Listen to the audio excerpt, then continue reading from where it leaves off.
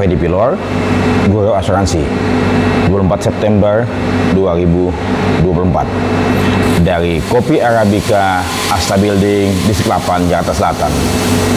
Pagi ini saya ingin berbagi tentang pada saat saya menjadi saksi ahli ya di beberapa tempat beberapa kali ya. Kalau katakanlah misalnya sebagai saksi ahli dimintakan suatu opini, pendapat terkait dengan konteks wording, makna atau maksud daripada sebuah wording, itu mungkin saya pikir sesuai dengan kemampuan saya sebagai saksi ahli ya, karena mesti memaknai makna apa yang tertulis, apa yang terkandung dalam tulisan-tulisan tersebut ya. Tapi ada yang lucu juga. Beberapa kali teman-teman dari industri perasuransian meminta saya untuk dapat mengurai sebuah skema, sebuah proses transaksi, entah itu dari agen ke broker, kemudian ke perusahaan asuransi, atau sebaliknya broker ke agen dan ke perusahaan asuransi ya. Banyak beberapa kali yang saya dapati perusahaan asuransi meminta saya untuk dapat menjelaskan bagaimana transaksi agen dan broker ya. Tentu sebagai seorang praktisi yang pernah sebagai eksekutif di perusahaan broker dan kemudian juga sebagai pemasar di perusahaan asuransi, saya memahami bagaimana bisa terjadi broker memakai jasanya agen untuk dapat menempatkan bisnis ke perusahaan asuransi, atau sebaliknya agen menggunakan tangan broker untuk dapat menempatkan bisnis ke perusahaan asuransi ya. Ini bisa vice versa ya.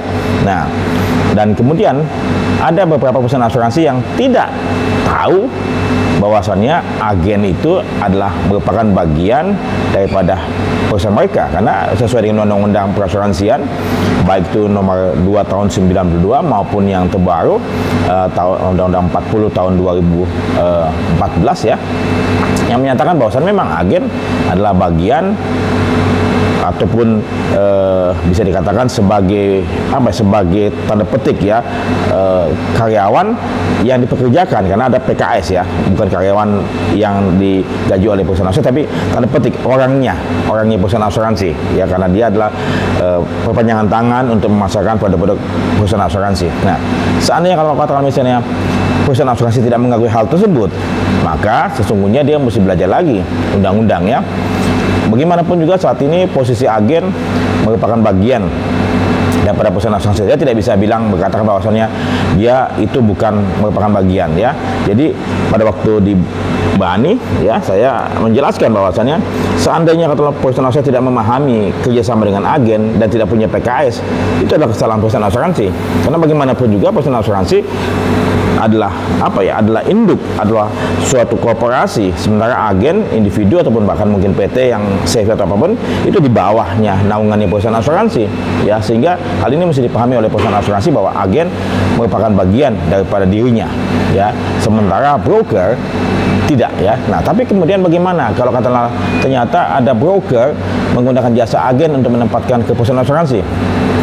Mungkin ada terjadi di beberapa perusahaan asuransi jiwa yang tidak mengenal penutupan lewat broker, khususnya untuk agen-agen ini untuk nasabah-nasabah individual ya. Tapi kalau katakanlah untuk nasabah-nasabah korporasi ya, bagaimana mungkin perusahaan broker menggunakan jasa agen untuk menempatkan ke perusahaan asuransi umum? Ini suatu hal yang janggal ya. Bisa saja hal ini dilakukan oleh perusahaan asuransi dalam rangka mengakali bahwasannya sesungguhnya penutupan ini lewat broker kepada perusahaan asuransi, tapi kenapa kok dilewatkan lewat agen? Berarti apa? Ini agen fiktif atau apapun. Nah, ini mesti dipikirkan kembali, mesti ditelaah kembali. Ini yang terjadi dalam transaksi ataupun dalam skema alur bisnis di perusahaan asuransi yang mesti diurai. Jadi ada hal-hal yang lucu yang saya dapati ya. Itu yang saya pikir mesti diurai dari awal dan mesti dibuka perjanjian-perjanjian yang ada. Demikian saya Freddy Pilor, Guru Asuransi.